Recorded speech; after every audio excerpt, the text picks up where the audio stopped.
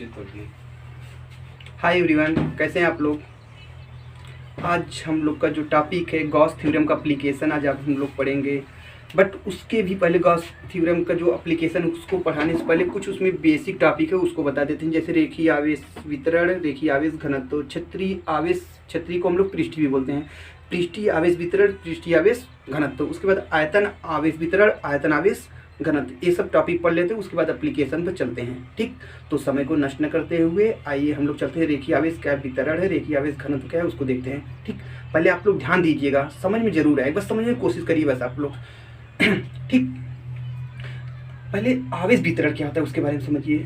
हम कोई भी आवेश किसी पृष्ठ को अगर दे दें, किसी चालक को दे दें, यदि वह आवेश देने के बाद वह आवेश उसके पृष्ठ पर पूरा एक समान रूप से यदि फैल जा रहा है तो उसे हम क्या कहेंगे, आवेश वितरण कहेंगे। ठीक, समझ में आया।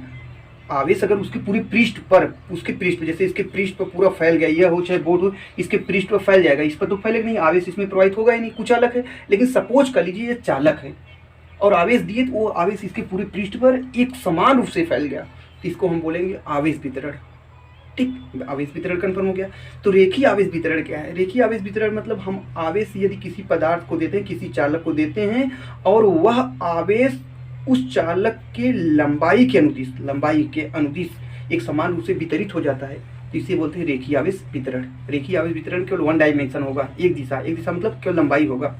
ठीक, आवेश लंबाई के अकॉर्डिंग अगर फैलेगा, वितरित होगा तो उसे रेखीय आवेश वितरण कहेंगे। यदि आवेश, और दूसरा देखिएगा पृष्ठीय, इसी समय तीनों समझ लीजिए, उसके बाद राइट कर दे रहे हैं, आप नोट कर लीजिएगा। अब पृष्ठीय आवेश वितरण क्या होता है।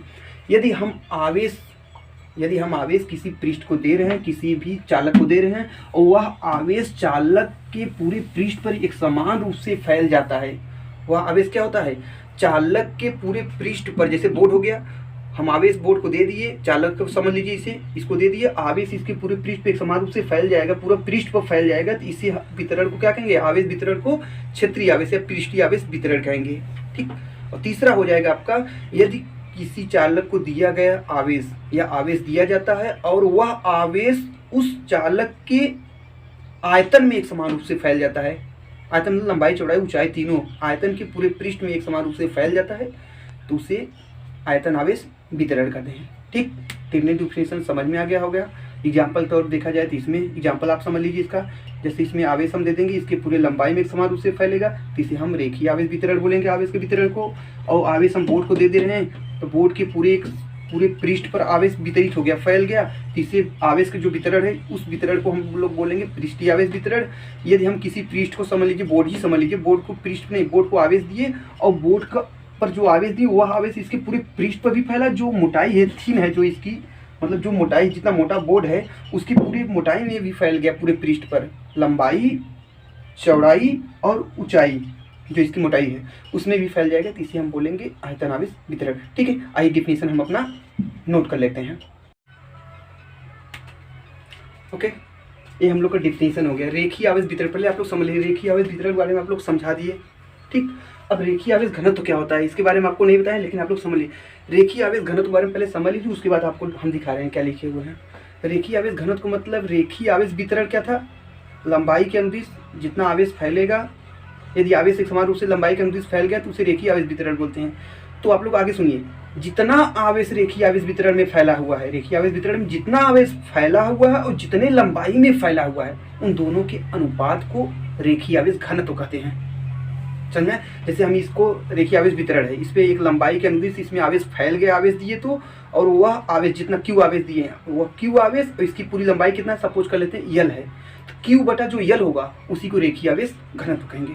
ठीक, और इसे लैम्डा से प्रदर्शित करते हैं। देख लीजिए आप लोग को ही लिख दिए हुए हैं। रेखीय आवेश घनत्व में लीनियर चार्ज डेंसिटी, रेखीय आवेश वितरण में चालक को दिया गया जो आवेश होता है उस चालक की लंबाई के अनुपात को रेखीय आवेश घनत्व कहते हैं।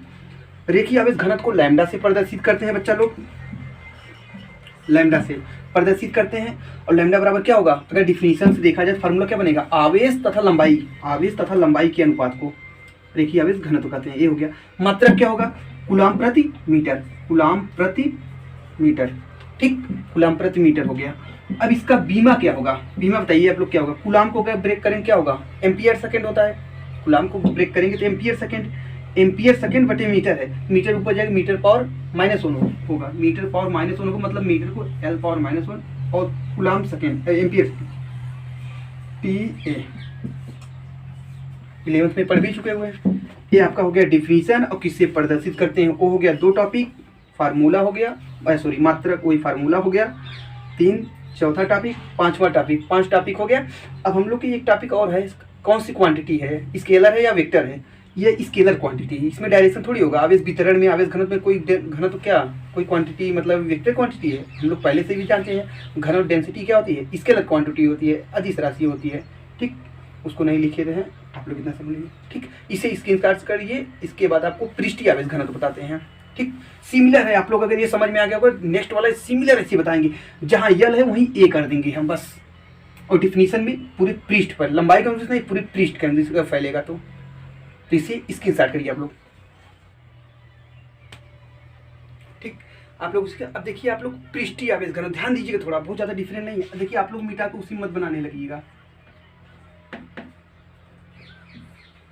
पृष्ठीय आवेश घनत्व, सरफेस चार्ज डिस्ट्रीब्यूशन, यदि किसी चालक को दिया गया आवेश, किसी चालक को दिया गया आवेश उसके पृष्ठ पे एक समान रूप से वितरित होता है, फैल जाता है, तो इसको हम क्या कहते हैं, पृष्ठीय आवेश वितरण बोलते हैं। देखिए वही लिखा हुआ है, बस यही लंबाई काट दिए, बस उस दिया गया आवेश उसके पृष्ठ पर, उसके क्या होते हैं, उसके पृष्ठ पर, उसके पृष्ठ पर एक समान रूप से फैल जाता है, तो इस आवेश वितरण को पृष्ठीय आवेश वितरण। देखिए आप लोग भी मिटाने मत लगीजिएगा, इस सर मिटा रहे हैं हम भी मिटा दें, पृष्ठीय आवेश वितरण कहते हैं, ठीक। आइए पृष्ठीय आवेश घनत्व क्या होगा, ध्यान दीजिए थोड़ा, जो पृष्ठीय आवेश घनत्व होगा वो क्या होगा यही लिख दिए, पृष्ठीय आवेश वितरण में, पृष्ठीय आवेश वितरण में चालक को दिया गया आवेश और उसकी क्षेत्रफल और उसके क्षेत्रफल के अनुपात को, और उसके क्षेत्रफल या पृष्ठीय क्षेत्रफल के अनुपात को, उसके पृष्ठीय क्षेत्रफल लिख दे रहे हैं बच्चा लोग, उसके पृष्ठीय क्षेत्रफल के अनुपात को पृष्ठीय आवेश घनत्व कहते हैं, पृष्ठीय आवेश घनत्व कहते हैं। हो गया, पूरे पृष्ठ फैलेगी तो समझा भी दिए तो समझ में आएगा, घनत्व कहते हैं। अब इसे किससे प्रदर्शित करेंगे, इसे आप लोग सिग्मा से प्रदर्शित करते हैं, सिग्मा ऐसे, ये समेशन वाला सिग्मा नहीं, योग वाला नहीं, समेशन वाला, ये सिग्मा जो बड़ा U की मात्रा की तरह होता है, ठीक।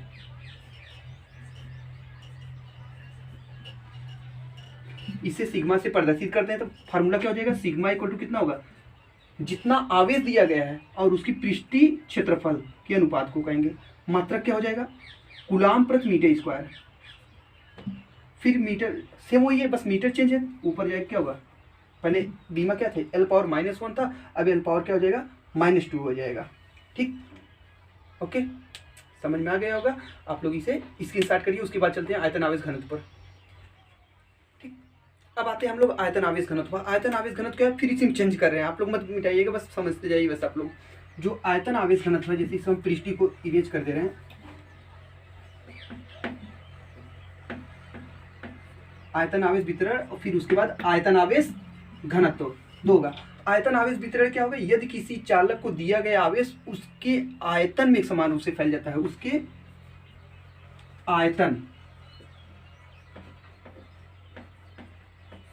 आयतन में एक समान रूप से फैल जाता है, तो इस आवेश वितरण को आयतन आवेश वितरण कहते हैं, आयतन आवेश वितरण कहते हैं, ठीक। अब आते हैं आयतन आवेश घनत्व। आयतन आवेश घनत्व क्या होगा, जितना उस आयतन आवेश वितरण में जितना आवेश दिया जाएगा और उसकी आयतन के अनुपात को, आयतन आवेश वितरण में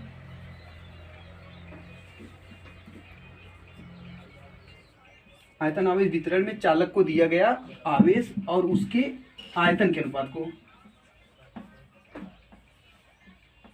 उसके आयतन के अनुपात को आयतन आवेश घनत्व कहते हैं, आयतन आवेश घनत्व कहते हैं। वॉल्यूम चार्ज डेंसिटी, इसे किसे रो से प्रदर्शित करते हैं। देखिए वो पी मत समझिएगा, पी ऐसे लिखा जाता है, उसको नीचे थोड़ा ऐसे खींच देंगे क्या हो जाएगा, रो हो जाता है, नुकीला टाइप में खींच देंगे तो क्या हो जाएगा, रो से क्या करते हैं, रिप्रेजेंट करते हैं, प्रदर्शित करते हैं। रो इक्वल टू कितना हो जाएगा, rho equal to Q/V, we मतलब क्या, वॉल्यूम, आयतन, मात्रक क्या हो जाएगा, कूलम प्रति मीटर क्यूब। ठीक, अब इसको वीमा L⁻³ ठीक, ये भी हो गया। अब इसे आप लोग स्क्रीन शॉट कर लीजिए। इसके बाद अब आप लोग का टॉपिक होता है गॉस थ्योरम का एप्लीकेशन। ठीक, आप लोग इसे स्क्रीन शॉट करिए, पहले एक बार सुन लीजिए आप लोग। देखिए ये टॉपिक बहुत ज़्यादा इंपॉर्टेंट नहीं है, लेकिन ये बेसिक है। बेसिक को जानना मोस्ट इंपॉर्टेंट बेसिक ही होता है, बहुत ज़रूरी होता है बेसिक। आप इसे समझ लीजिए, समझना बहुत ज़्यादा हार्ड नहीं है, मैं जहाँ तक उम्मीद है, नहीं पढ़ेंगे तो हार्ड ही रहेगा। ठीक, आइए स्क्रीन शॉट करिए आप लोग। आइए देखते हैं गॉस प्रमेय के अनुप्रयोग। गॉस प्रमेय कल पढ़े हुए थे हम लोग, क्या था, φ = Q1ε0। तो गॉस प्रमेय का अनुप्रयोग क्या है, अनंत लंबाई के एक समान रूप से आवेशित सीधे तार के कारण विद्युत क्षेत्र का अनुप्रयोग इसका पढ़ा रहे हैं गॉस प्रमेय का। पहला यही हेडिंग आपका, कोई सीधा, देखिए आप लोग समझ ली पहले क्या है, कोई सीधा तार है और कितना लंबा है, अनंत लंबा है। कोई सीधा अनंत लंबा कोई तार है और वो क्या है, एक समान रूप से आवेशित है। और इस तार के निकट, मतलब जैसे इस तार के निकट मतलब किधर, इस डायरेक्शन में या इस डायरेक्शन में या इस डायरेक्शन में, इसके निकट विद्युत क्षेत्र की तीव्रता हम लोग को ज्ञात करनी है। ठीक, आइए हम लोग तो इसे पहले समझ लेते हैं कुछ डायग्राम के अकॉर्डिंग। डायग्राम आपको हम दिखा दे रहे हैं, डायग्राम के अकॉर्डिंग समझिए। सपोज करिए, देखिए ध्यान से आप, जैसे ये तार है, ठीक, ये क्या है, तार है, अनंत लंबा है तार है। अब क्या करें, पतला तार है, थीन है, बहुत पतला तार है, यह जितना है ये तो एग्जाम्पल में हम लिए, लेकिन इतना मोटा नहीं, पतला तार है और अनंत लंबा है, एक समान रूप से आवेशित भी है। इसके निकट विद्युत क्षेत्र निकालेंगे कैसे, सबसे पहले हम लोग क्या करेंगे, गॉसियन पृष्ठ सपोज करेंगे। गॉसियन पृष्ठ के बारे में आप लोग को पिछली लेक्चर क्लास में बता भी दिए हैं। ठीक, गॉसियन पृष्ठ सपोज करेंगे तो क्या करेंगे हम लोग, इस तार को हम लोग क्या करें, केंद्र मान ले रहे हैं और इससे कितना दूर सपोज करते हैं, इससे निकट निकालना है तो r दूरी सपोज कर लेते हैं। इस तार से r दूरी पर और यह लंबाई क्या, कोई गॉसियन पृष्ठ और बेलनाकार गॉसियन पृष्ठ कल्पना करते हैं। बेलनाकार मतलब जैसे तार हो गया, अनंत लंबा है ना, और इसके चारों तरफ क्या बेलन आकार का एक कल्पना कर लेते हैं, बेलनाकार पृष्ठ की कल्पना कर लेते हैं। इस तार से कितना दूर है, चारों तरफ r दूरी पर है, और कितना लंबा है बेलन, यह लंबा है, और तार कितना लंबा है, अनंत लंबा है। ठीक, जैसे कि आप डायग्राम में देख लीजिए आप लोग। अब यह है, इसमें ऊपरी पृष्ठ क्या है, S1 है, ऊपरी सरफेस जो क्या है, S1 है। S1 सरफेस जो है, ऊपरी पृष्ठ कितना है, S1 है, और निचला कितना है, S2 है, और जो आपका वक्री पृष्ठ है वो क्या है, S3 है। ठीक, तो आपको सपोज करना है, पहले क्या क्या सपोज करना है ध्यान दीजिएगा। इतना तो क्या डायग्राम में लेना था, कैसे लेना था वो सपोज कर लिया। अब इसमें सपोज क्या करना है, डायग्राम के बारे में समझिएगा, आपको समझा देना, डायग्राम ध्यान दिखिएगा, देख लीजिए। यही सपोज कर ले रहे हैं कि माना अनंत लंबाई का, ध्यान दीजिए डायग्राम में ध्यान दीजिएगा, माना अनंत लंबाई का कोई सीधा तार एक समान रूप से आवेशित है, जिस पर आवेश कितना है, +q है। तार को केंद्र मानकर, ध्यान दीजिएगा, तार को केंद्र मानकर r त्रिज्या तथा यह लंबाई की कोई गॉसियन पृष्ठ, बेलनाकार गॉसियन पृष्ठ की कल्पना करते हैं। बस इतना सपोज करना है आपको। एक लाइन और सपोज कर दीजिए आप कि गॉसियन पृष्ठ की सपाट पृष्ठ S1 व S2 है। सपाट मतलब क्या, सपाट, ये सपाट पृष्ठ है ना, वक्राकार तो है नहीं, सपाट है, एकदम वृत्ताकार सपाट पृष्ठ है। देख लीजिए, सपाट पृष्ठ है और S1 और दूसरा क्या है, S2 है। और फिर वक्री पृष्ठ, वक्री मतलब बेलन है, बेलन वक्राकार है, इसे वक्र के द्वारा बनता चला जा रहा है। वक्री पृष्ठ क्या है, S3 है। इतना सपोज करेंगे। उसके बाद हम लोग क्या करेंगे, ध्यान दीजिएगा आप लोग, S1 पर विद्युत क्षेत्र की तीव्रता, S2 पर, सॉरी, S1 से पास होने वाला विद्युत फ्लक्स, S2 पृष्ठ से पास होने वाला विद्युत फ्लक्स और पूरे वक्र पृष्ठ से पास होने वाला विद्युत फ्लक्स, तीनों निकाल कर क्या कर देते हैं, ऐड कर लेते हैं। ऐड करने के बाद टोटल विद्युत फ्लक्स मिल जाएगा पूरे पृष्ठ से। उसके बाद विद्युत क्षेत्र की तीव्रता निकालेंगे। विद्युत क्षेत्र की तीव्रता का फार्मूला हम इसी में अप्लाइड कर देंगे, गॉस प्रमेय ने विद्युत फ्लक्स की परिभाषा से विद्युत क्षेत्र की तीव्रता मिल जाएगी, क्योंकि फाई इक्वल टू होता है E.A, ई का वैल्यू वहाँ से हमें मिल जाएगा ट्रांसफर करके। ठीक, सबसे पहले हम लोग क्या करते हैं, सपोज डायग्राम बारे में सपोज कर देते हैं, उसके बाद S1 S2 S3 पर विद्युत फ्लक्स ज्ञात करते हैं। ठीक, पहले इतना करते हैं, डायग्राम बारे में सपोज कर लिए हम लोग। अब लोग क्या करते हैं, S1 से पास होने वाले विद्युत फ्लक्स निकालते हैं। तो विद्युत फ्लक्स निकालने के लिए फार्मूला क्या था, E.A होता है, E.A होता है। तो आप लोग S1 पर देख लीजिए, S1 देख लीजिए। जैसे आप लोग यहाँ देखिए, पहले समझ लीजिए आप लोग, इसमें ये रॉड है, अनंत लंबाई कोई आवेशित तार है, अनंत लंबाई का कोई तार है और आवेशित एक समान रूप से। इस पे अगर ये धन आवेश है, प्लस क्यू आवेश है, तो इसके कारण जो वैद्युत क्षेत्र की तीव्रता ज्ञात होगी, उसकी डायरेक्शन किधर होगी? आप लोग पहले समझ बता चुके हैं डायरेक्शन क्या होती है। धन आवेश के कारण इससे बाहर की ओर, मतलब इस दिशा में होगी, ऐसे होगी, इस तरह। यहाँ पर देखा जाए तीस डायरेक्शन, यहाँ पर देखा जाए मतलब हमेशा पृष्ठ के लंबवत बाहर की ओर होती है। तो पृष्ठ लंबवत बाहर की ओर होगी, तो उधर देख लीजिए, आपको दिखा दिए हैं डायरेक्शन उसमें। और वैद्युत क्षेत्र वैद्युत क्षेत्र दिशा बता दी, लंबवत बाहर की ओर होगी। और क्षेत्रफल की दिशा किधर होगी? इस पर जो क्षेत्रफल है इतना है इसका, और क्षेत्रफल डायरेक्शन किधर होगा? क्षेत्रफल सदिश का इसके लंबवत बाहर की ओर, इसके लंबवत बाहर की इधर। और इस पर किधर होगा? इसके लंबवत बाहर की ओर इधर नीचे। और वक्राकार पृष्ठ किधर होगा? अगर यहाँ वक्र पर देखेंगे तो इस डायरेक्शन में, यहाँ आप देखेंगे इस डायरेक्शन में होगा, यहाँ आप देखेंगे इस डायरेक्शन, मतलब हमेशा पृष्ठ के लंबवत बाहर की ओर होगा क्षेत्रफल सदिश, जिस पृष्ठ निकालेंगे। और वैद्युत क्षेत्र दिशा क्या होती है? वैद्युत क्षेत्र दिशा कहीं भी आप देखेंगे केवल क्या होता है? ऊपर नहीं होगा न तो नीचे होगा, केवल जिस आवेश जो है, आवेश क्या है? तार पर है। और तार कितना लंबा है? अनंत लंबा है। तो इस पे अगर वैद्युत क्षेत्र यहाँ निकालेंगे, इधर होगा, इधर होगा, यहाँ इधर होगा, यहाँ इधर होगा, हमेशा लंबवत बाहर की होगा, ऊपर नीचे नहीं होगा। बस डायरेक्शन देख लीजिए। तो S1 पर देखिएगा, जो E है और A, E जो वेक्टर E है और वेक्टर A के बीच कितना कोण बन रहा है? 90 डिग्री का। और 90 डिग्री कोण बन रहा है। S2 पर भी वही बन रहा है, E और A के बीच 90 डिग्री कोण बन रहा है। तो E डॉट A लगाएंगे formula, EA cos theta cos 90 value क्या होता है? 0 हो जाएगा। इसका मतलब पहले सपाट पृष्ठ S1 पर, S2 पर वैद्युत फ्लक्स शून्य मिलेगा। इससे हम लोग बच गए। S1 S2 वैद्युत फ्लक्स शून्य हो गया। आइए S3 देखते हैं कितना होगा। S3 देख लीजिएगा, वेक्टर E और वेक्टर A की डायरेक्शन क्या है? दोनों एक ही दिशा है, अनुदिश है, एक ही दिशा में। तो कितना कोण बनेगा? 0। cos 0 वैल्यू क्या आता है? 1। E dot EA cos theta होगा, cos 0 वैल्यू 1, EA आ जाएगा। Φ3 इक्वल टू EA। अब इतना हम लोग समझ। सबसे पहले Φ1 इक्वल टू Φ2 इक्वल टू कितना है? EA cos थीटा, थीटा का वैल्यू 90 है, cos 90 वैल्यू 0, पूरा 0 हो जाएगा। Φ1 और Φ2 दोनों वैल्यू कितना होगा? 0। किस पर? S1 और S2 पर। अब S3 चलते हैं। इतना पहले इतना आप लोग स्क्रीनशॉट करिए, हम इसको इरेज करने वाले हैं, ठीक। आइए अभी S3 देखते हैं। S3 कितना होगा वैद्युत फ्लक्स? लिख दे रहे हैं। S3 पर जो वेक्टर E और वेक्टर A के बीच का कोण कितना है? S3 पर वेक्टर E और वेक्टर A के बीच का कोण एक दूसरे का अनुदिश है, 0 डिग्री कोण है, ठीक।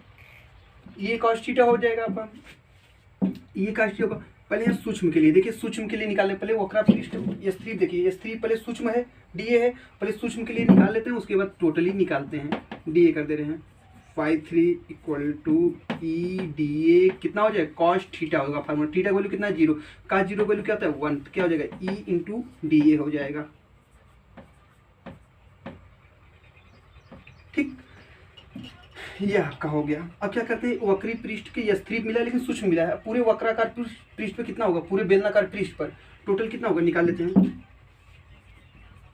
संपूर्ण वक्री पृष्ठ, संपूर्ण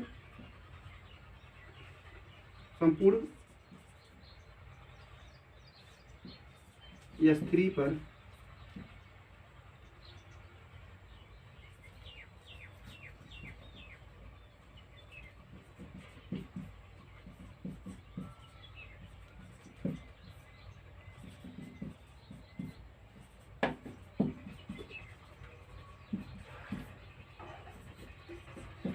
देखिए, संपूर्ण S3 से गुजरने वाला वैद्युत फ्लक्स कितना होगा?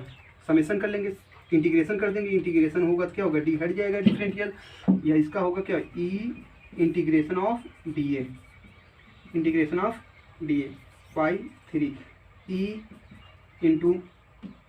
अब आप लोग इसका वैल्यू बताइए।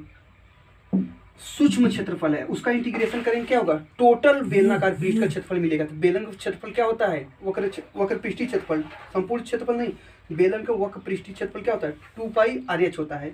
2πr, r मतलब उसकी त्रिज्या, त्रिज्या कितना है बेलन का? r ही है। H मतलब ऊंचाई, ऊंचाई कितना है उसकी? L, 2πr H, H की जगह L हो गया, ठीक। ये आपका Φ3 हो गया। अब लिख दे रहे हैं पूरे गौसियन पृष्ठ, मतलब पूरे बेलनाकार, संपूर्ण गौसियन पृष्ठ या बेलनाकार पृष्ठ से निकलने वाला वैद्युत फ्लक्स Φ1 Φ2 Φ3 तीनों जोड़ देंगे, ठीक।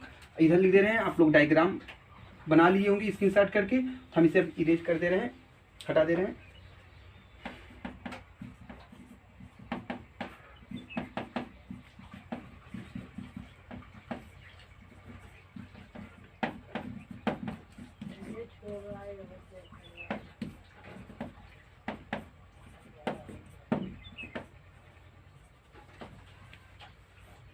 ठीक, कितना हो जाएगा,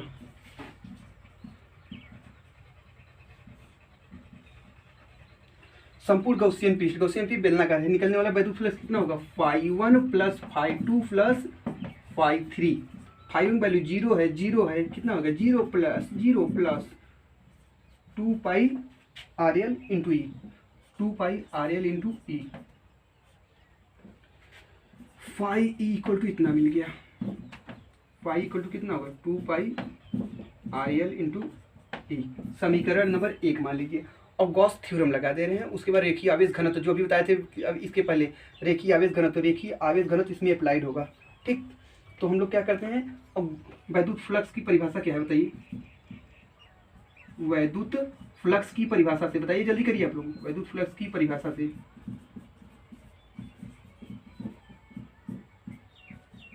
से, फाई इक्वल टू कितना होता है,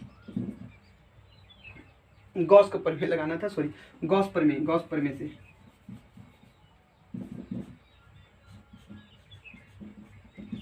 गॉस के प्रमेय से, गॉस के प्रमेय से क्या होता है, फाई इक्वल टू क्या होगा, Q upon epsilon not, Q upon epsilon not होगा। इसी इक्वेशन नंबर सेकेंड कर दे रहे हैं। अब क्या करेंगे, समीकरण 1 और 2 से, फाई इक्वल टू इतना है, फाई इक्वल टू इतना है, इसका मतलब क्या, इतना इक्वल टू इतना, या फिर कहिए फाई इक्वल टू इतना, इसमें रख दीजिए, इतना इक्वल टू इतना मिल जाएगा। ठीक, इसकी स्टार्ट करिए, इधर हम राइट कर रहे हैं सर। ठीक ठीक, आई समीकरण 1 और 2 से, समीकरण 1 और 2 आप लोग देख लीजिए कितना था, 2 pi r l into e equal to कितना था, क्यू अपान एप्सिलॉन नॉट। जब कितना होगा, ई हमें निकालना है, इक्वल टू कितना हो जाएगा, ये नीचे आएगा पूरा, Q upon 2 pi r l into epsilon not. ठीक, इतना हो गया।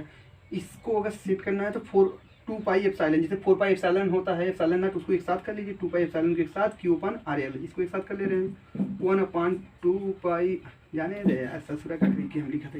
समीकरण नंबर 3, अरे रेखीय आवेश घनत्व को डिफिनीशन लगा देते हैं, रेखीय आवेश घनत्व से, रेखीय आवेश घनत्व क्या होता है, रेखीय आवेश घनत्व कितना होता है बच्चा लोग, lambda equal to Q upon L, तो क्यू इक्वल टू कितना हो जाएगा, एल लैम्डा। अब यही क्यू को वैल्यू उठाकर यहाँ समीकरण 3 रख दीजिए, समीकरण 3 व 4 से कर दीजिए, समीकरण 3 व 4 से, समीकरण 3 व 4 से, अरे यार आप लोग लिखिए, बुढ़ाई आई है। समीकरण 3 व 4 से क्या करेंगे कि समीकरण 4 से क्यू को वैल्यू 3 में रख दीजिए।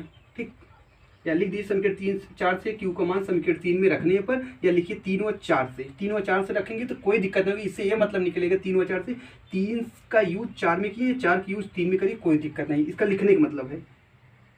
ठीक, और 3 का मान 4 से 3 में रखने पर, और आप लिखे हैं 4 से क्यू का मान 3 में रखने पर, और लगा क्या रहे हैं आप लोग, 3 से 4 में रख रहे हैं। अगर ऐसा लगा रहे हैं और लिखे कुछ और है जिसमें नंबर कट सकता है, लेकिन आप लोग समीकरण 3 व 4 से लिख देंगे तो आप 3 4 के यूज करिए, चाहे इसका मान यहाँ रखिए चाहे इसका मान यहाँ रखिए, कोई दिक्कत नहीं है, एग्जामिनर अपना समझ ले, बस 3 4 का हम यूज किए हैं। क्या आएगा यूज करने पर, इक्वल टू क्यू का वैल्यू कितना है, एल लैम्डा रखेंगे, नीचे क्या है 2 pi r L epsilon not है। ठीक, कितना हो गया, अब क्या हो गया, एल से बोका छूटा कट गया, निपुर गया, इक्वल टू कितना हो जाएगा, 1/2 पाई एप्सिलॉन नॉट, एक साथ कर लीजिए, 1/2 पाई एप्सिलॉन नॉट एक साथ कर लीजिए, ऊपर लैम्डा नीचे आर, लैम्डा अपन आर, ये बचा हुआ है। इसको हम ऐसे लिख सकते हैं, E equal to 1/4 pi epsilon naught. जैसे न्यूमेरिकल हम लोग को, अभी न्यूमेरिकल आप लोग एक बार फिर बता दे रहे हैं, आप लोग को 27 तारीख को टेस्ट, 27 का 28 तारीख को आप लोग का टेस्ट है, पूरी चैप्टर समाप्त हो चुकी हुई है 27 तारीख तक, 28 तारीख को आप लोग न्यूमेरिकल टेस्ट है, आप लोग पूरा रिवीजन कर लीजिए, टेस्ट छोड़िए मत, अगर टैलेंट बनना है, पढ़ाई करना है, अच्छे से रिजल्ट लाना है तो। ठीक, देख लीजिएगा, यहाँ 4 क्यों लिख दिए, क्योंकि 2 को ऊपर नीचे गुणा किए, 2 को ऊपर गुणा करेंगे 2 को नीचे गुणा होगा तो यहाँ 4 हो जाएगा, यहाँ 2 लैम्डा अपान आर। क्यों हम गुणा किए आप लोग बता रहे हैं, न्यूमेरिकल जैसे इस पर मिल जाएगा आपको तो 1/2 पाई एप्सिलॉन नॉट जगह क्या रखेंगे, दिक्कत हो जाएगी। पाई की वैल्यू रखेंगे फिर एप्सिलॉन वैल्यू रखेंगे, गुणा करने में ज़्यादा बड़ा हो जाएगा। इससे अच्छा है 1/4 पाई एप्सिलॉन नॉट की वैल्यू हम पूरा जानते हैं, 9 गुणे 10 घाते 9 जानते हैं, लेकिन जब 1/4 पाई एप्सिलॉन नॉट रहेगा फार्मूला में तब रखेंगे। तो यहाँ 2 पाई एप्सिलॉन नॉट था, इसीलिए हम ऊपर नीचे 2 का गुणा कर दिए। ठीक, ये आपका हो गया, प्रूफ हो गया। अब इसमें कुछ आप लोग यहाँ देखिए, इसमें कुछ टॉपिक जैसे वैद्युत क्षेत्र की तीव्रता, एक समान रूप से आवेशित कोई सीधा तार है, अनंत लंबाई की एक समान रूप से आवेशित कोई सीधा तार है, उसके निकट वैद्युत क्षेत्र की तीव्रता किस पर निर्भर करती है? उस तार के जो रेखीय आवेश घनत्व है उसके, उस तार के जो रेखीय आवेश घनत्व है, जो रेखीय वैद्युत क्षेत्र है किसके ऊपर निर्भर कर रही है? तार के जो रेखीय आवेश घनत्व है, रेखीय आवेश घनत्व उसके अनुक्रमानुपाती है। देखिए अंश में अनुक्रमानुपाती, और जो उनकी दूरी है आर है, दूरी की क्या है? व्युत्क्रमानुपाती है। गॉसियन पृष्ठ की जो दूरी है उसके व्युत्क्रमानुपाती होती है। इससे हम लोग क्या क्या स्पष्टीकरण नोट कर देते हैं नीचे। ठीक है, ससुराल लाइटिया कम ज़्यादा हमेशा होता है। ठीक, इसे नोट कर दिए। अब अर्थात करके लिख दीजिए, ई प्रोपोर्शनल क्या होता है? Lambda, E inversely proportional R, अर्थात ई प्रोपोर्शनल लैम्डा मतलब अनुक्रमानुपाती तथा ई इनवर्सली प्रोपोर्शनल 1/r। ठीक, ई प्रोपोर्शनल लैम्डा, ई प्रोपोर्शनल 1/r। इधर यहाँ जैसे गोरा अंग्रेज एकदम लगे थे, उधर यहाँ जैसे एकदम काला हो थे यार, वेस्ट इंडीज की तरह। का मतलब बा कैमरा में है, करिए आप लोग इसे नोट कर लीजिए। अब कुछ टॉपिक गॉसियन पृष्ठ जो था गॉस थ्योरम बताए थे उसकी कुछ विशेषताएं हैं, कुछ लड़के कमेंट किए हुए थे, उसे भी बताना है। तो पहले इतना नोट कर लिया, आप रिवीजन कर लीजिए। और जो अभी 2 टॉपिक, अभी इसके बाद 2 एप्लीकेशन और बचे हुए हैं, नेक्स्ट क्लास में, लेक्चर क्लास में उसे हम पढ़ते हैं। बस आज के लिए इतना ही। यदि वीडियो अच्छा लगा हो तो लाइक करिएगा, सब्सक्राइब करिए और शेयर करना मत भूलिएगा। बेल आइकन साथ साथ जरूर दबा दीजिए, क्योंकि आप लोग ऐसे ही वीडियो जो है आप लोग को पास, अगर जल्द से जल्द आप लोग अगर इसे पाना चाहते हैं तो बेल आइकन जरूर दबा दीजिए। ओके, बस आज के लिए इतना ही। मिलते हैं नेक्स्ट लेक्चर क्लास 17 में। जय हिंद, वंदे मातरम।